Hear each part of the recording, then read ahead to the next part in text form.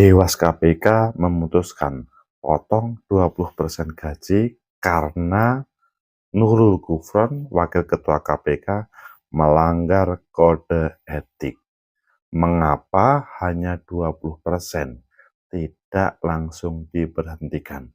Apakah ini ada pesan bahwa ayo diperbaiki KPK? Atau ya ini ada sebuah permainan Dewas? Atau menurut analisis saya,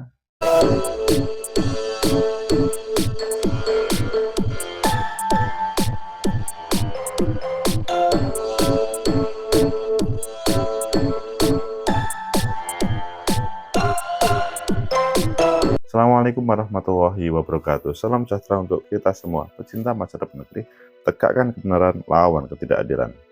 Pasti orang berpikir kalau memang melanggar kode etik, ya seharusnya diberhentikan sebagai pimpinan KPK. Tapi ini tidak. Apakah memang karena sebetulnya tidak melanggar, tapi supaya terjadi perbaikan maka perlu ada vonis 20% ataupun dengan yang lain. Maksudnya peringatan secara tertulis. Ayo kita baca di beberapa media, selanjutnya nanti kita kupas mengapa Dewas memutuskan Nurul Gufron, Wakil Ketua KPK bukan diberhentikan, tapi diberi catatan, peringatan tertulis dan dipotong 20% gaji selama 6 bulan.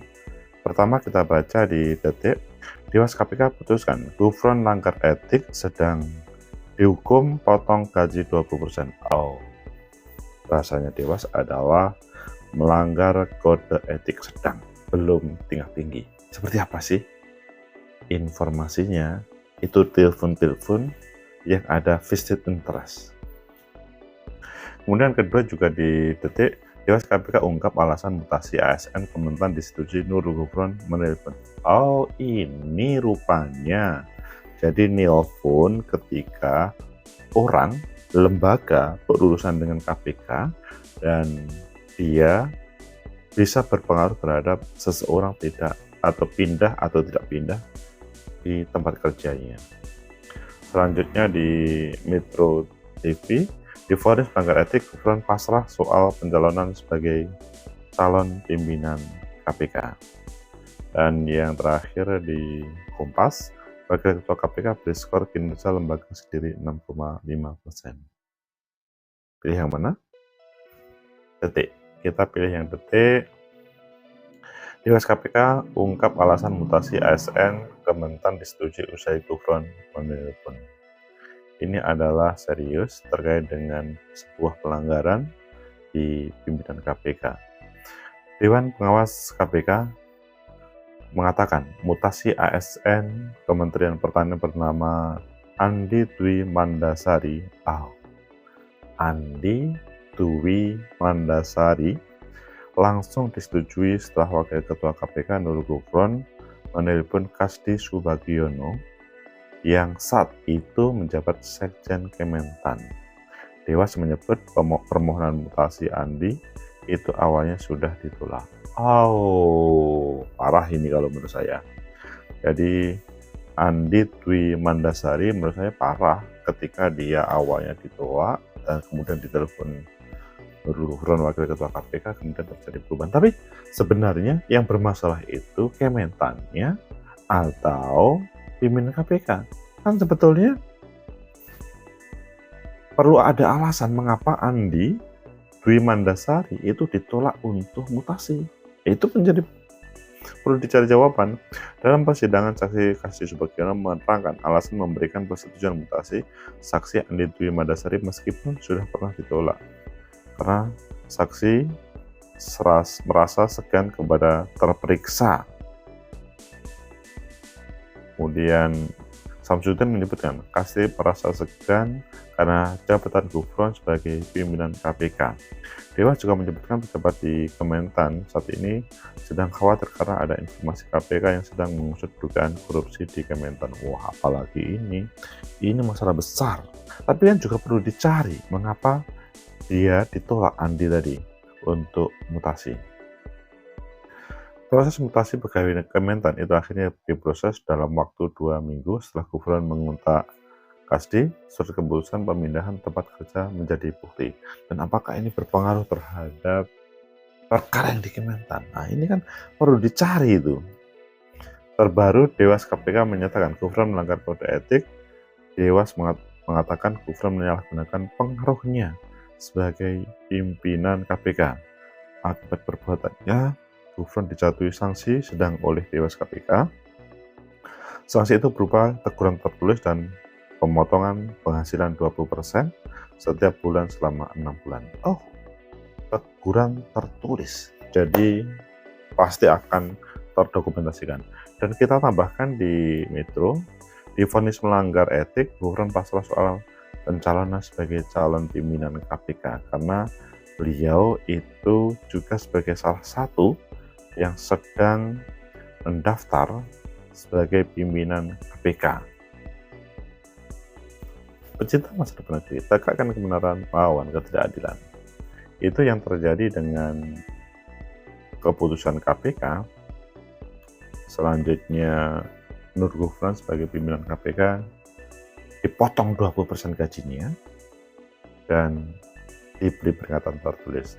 Bagaimana menurut kalian? Apakah ini adalah sudah benar? Atau mungkin kalian bertanya mengapa tidak diberhentikan? Atau mengapa kemudian atau bahkan mengapa harus diberi 20%?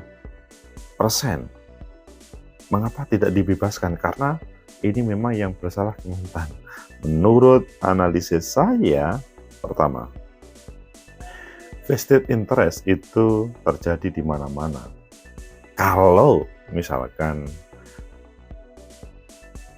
Nur Gufron, wakil ketua KPK, pimpinan KPK, itu memang bersalah, maka layak untuk tidak hanya 20% peringatan tertulis, tapi diberhentikan.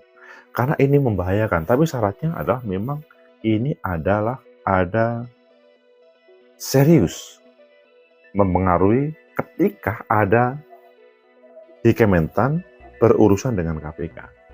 Kalau menurut saya harus serius supaya tidak ada orang yang berani mengulang. Itu yang menjadi catatan. Keberadaan atau hubungan antara pimpinan KPK dengan pihak-pihak berperkara itu perlu menjadi perhatian penuh supaya orang-orang yang berurusan itu selanjutnya tidak takut misalkan di kementerian, atau selanjutnya pimpinan KPK juga tidak macam-macam. Jadi kalau menurut saya, meskipun sudah diputuskan oleh KPK bahwa potongan 20% gaji, begitu juga ada peringatan tertulis, menurut saya kurang berat seandainya kesalahan itu terjadi sebenarnya. Karena kalau menurut saya ini membahayakan. Kebetulan yang ditemukan ini saja.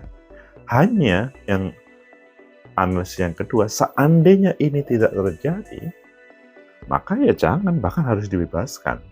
Ini kalau terkait Andi Dwi Mandasari di Kementan, itu pengen pindah karena memang ada sesuatu, menurut saya Kementan tidak boleh menghalang-halangi. Jadi hak orang untuk pindah itu adalah hak individu.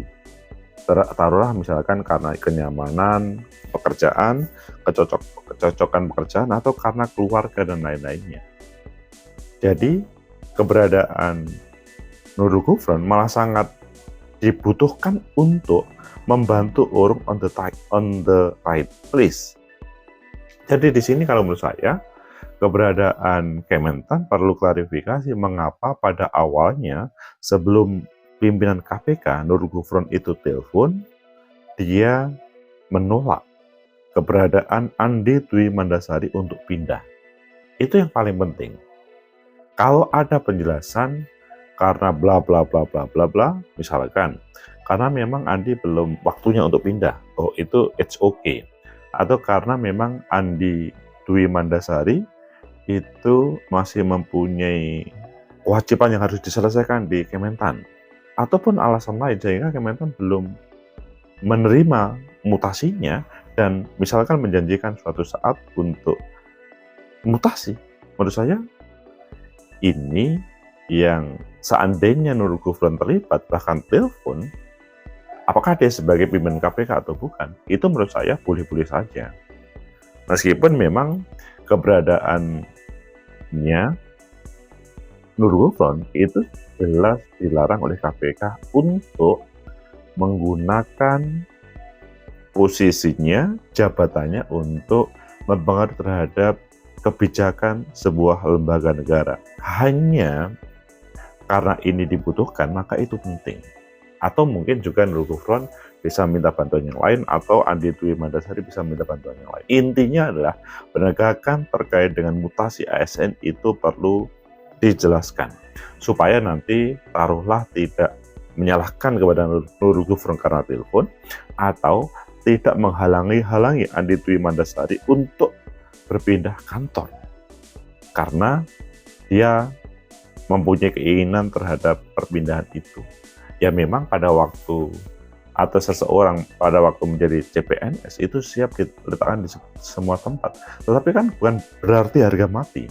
Dia boleh untuk mengusulkan pindah karena berbagai alasan. Jadi itu bukan harga mati. Sehingga di sini kalau ada penjelasan mengapa